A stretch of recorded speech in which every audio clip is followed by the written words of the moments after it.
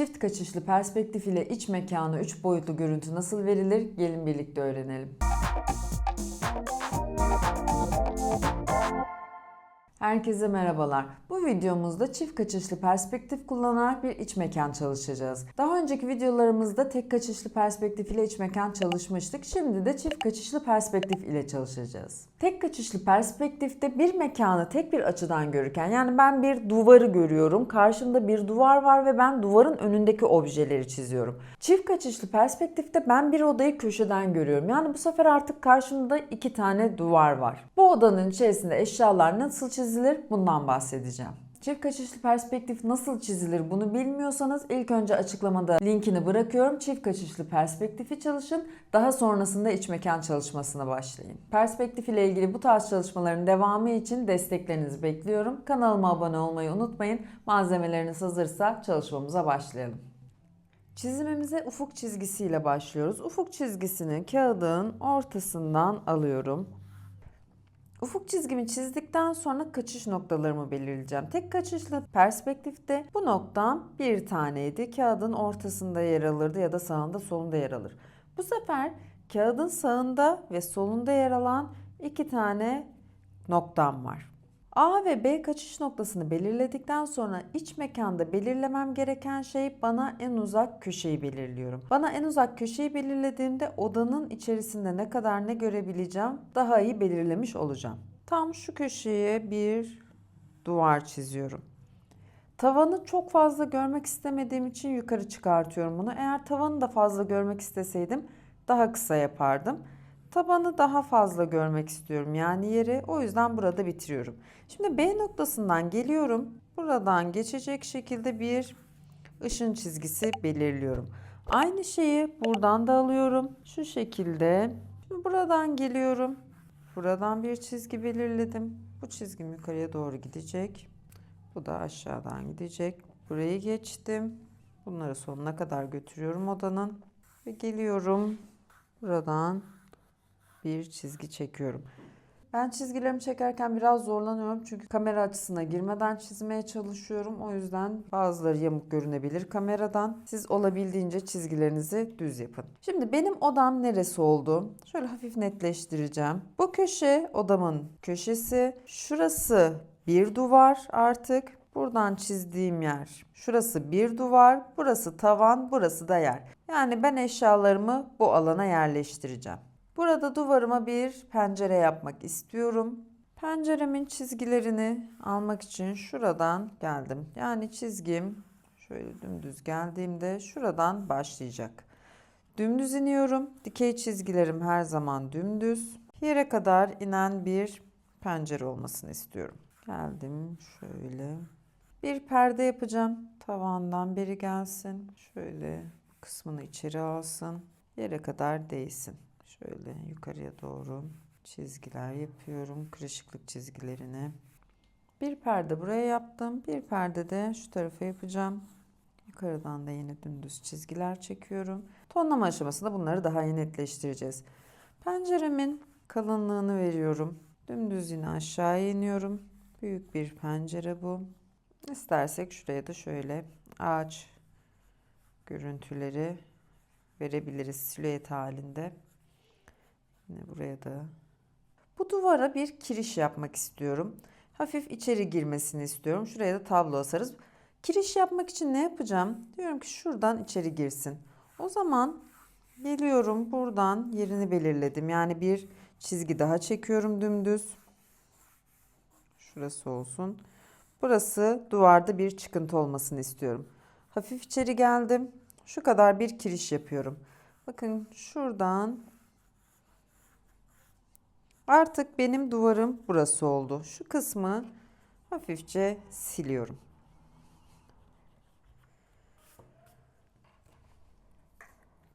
Aynı eylemi bu tarafa yapacağım. Şu köşeyi birleştiriyorum. Buradan dümdüz bir çizgi çekiyorum.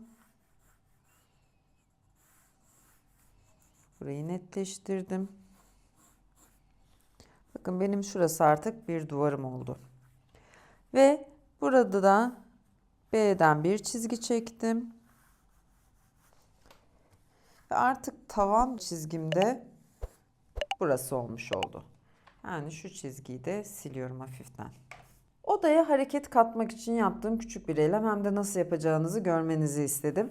Biz ne yapacağız? Bütün kesişme noktalarını A'ya ve B'ye taşıyacağız. Bu yönde ise A'ya taşıyoruz, bu yönde ise B'ye taşıyoruz çizgilerimizi.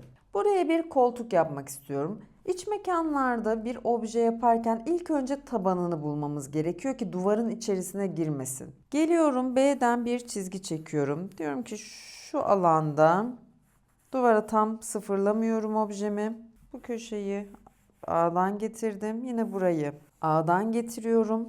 Kirişi birazcık geçebilir koltuğum. Şöyle şu genişlikte olsun.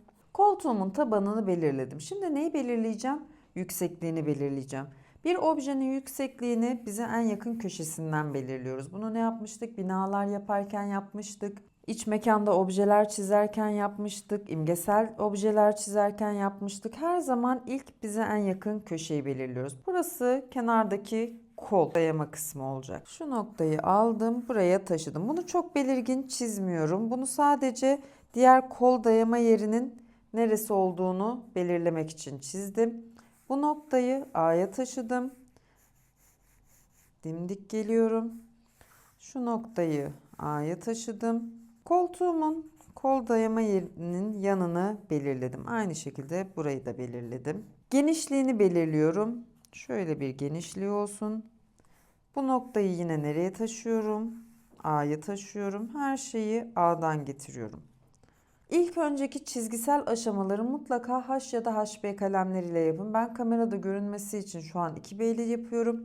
O yüzden çizgilerim biraz daha sert oluyor. Siz mutlaka daha hafif bir kalem ile yapın. Yine aynı şekilde buraya bir şöyle çizgi atalım. Kol kalınlığını belirliyorum. Buradan taşıyorum.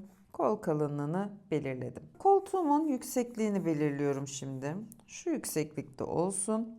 Bu noktayı B'ye taşıyorum. Buradan dümdüz çıktığım alan koltuğumun arkasını belirledim. Çizgilerimi hafifçe temizledim. Şimdi koltuğumun oturma yerini belirleyeceğim. B'den getiriyorum. Şöyle şu alan koltuğumun ön kısmı, oturma yeri. Şöyle bir çizgi daha getiriyorum. Şu alanda koltuğumun arka yeri. Şurası da zaten A'dan çektiğimde bana koltuğun yan görünümünü verecek. Şimdi koltuğumun arkası çok düz kaldığı için ne yapacağım? Koltuğun şu kısmına da bir et kalınlığı vermek istiyorum. Şöyle köşesi buradan dönecek. Burayı bu kısma bağlıyorum. Şu kısmı hafif üstten göreceğim çünkü ufuk çizgimin altında kaldı. Ama buraya yaklaştıkça ufuk çizgime geldiği için bu kısımda üstünü neredeyse hiç görmüyorum. Şu kısmı biraz havaya kaldırabilirim. Bu sefer ne olacak? Şuranın içini de göreceğim.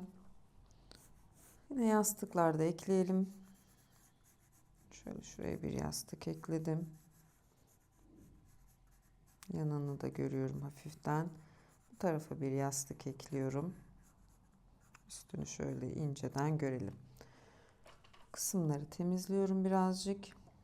Buraya bir halı yerleştirmek istiyorum. Koltuğun önünden başlasın. Buraya doğru gelsin.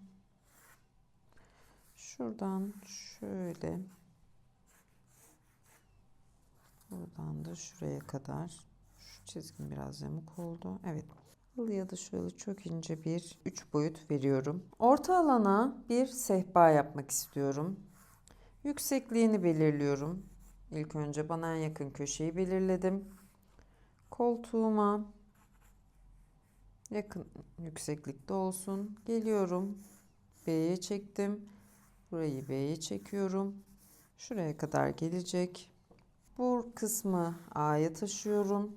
Bu tarafı yine A'ya taşıdım. Dikey çizgimi verip önünü gördüm. Burayı da B'ye taşıyarak objemin üstünü çıkartacağım. Şimdi buralarda çok yoğun çizgilerin olmasının sebebi dediğim gibi ben 2B ile çizim yapıyorum. Kameradan daha rahat görün diye. Eğer H veya HB ile çizim yapsaydım bu kadar net görünmeyecekti. Burada duvara bir çerçeve yapalım. B'den taşıdım. B'den taşıyorum çizgiyi. Şu boyda bir çerçeve yapmak istiyorum duvara. Buraya da yine bir dağ manzarası gibi bir silüet. Buradan nehir akar. Çocukluğumuzdaki resimlerdeki gibi burada bir ev olur. Şurada güneş. Burada ağaçlar. Öyle bir. Burada da yine bir ağaç. Silüet şeklinde bırakabilirsiniz buradaki çerçevedeki resimleri. Buraya bir vazo yapalım. Vazoyu yaparken ne yapıyorum? Bir silindirden faydalanıyorum. Ne kadar üstünü görmeyeceğim. Kocaman yaprakları olan bir çiçek yapalım.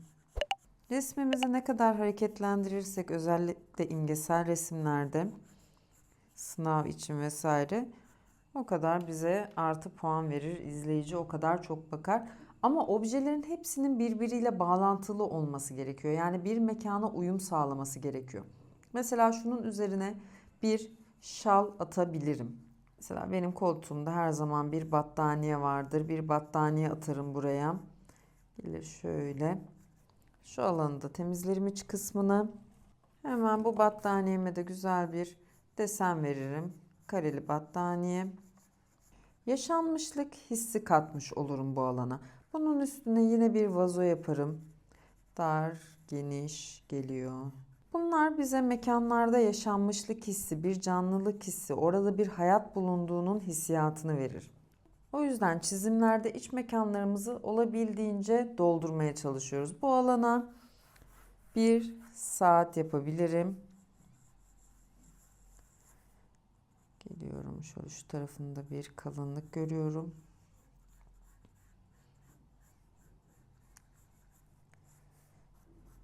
Böldüğümde saatin yerlerini belirleyebilirim şöyle küçük noktalarla. Bu alana yine bir berjer koyabilirsiniz. Mekanı doldurabilirsiniz. Ben videonun çok uzamaması için burada kesiyorum. Diğer videolarımızda bol bol iç mekanlar çalışacağız. Şimdi direkt burayı doldurmaya çalışsak kafanız karışır. O yüzden temelde bırakıyorum.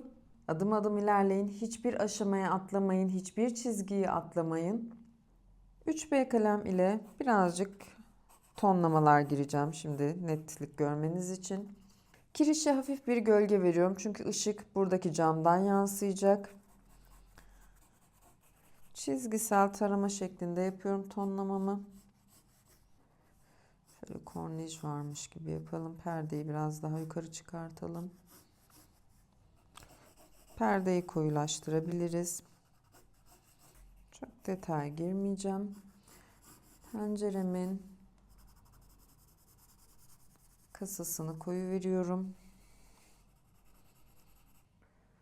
Daha sonra sehpama hafif koyuluk veriyorum. Bu şekilde siz de vazoyu oldukça koyu vereceğim. Mesela burası daha koyu, bu taraf aydınlık. Işık oradan vuruyor çünkü.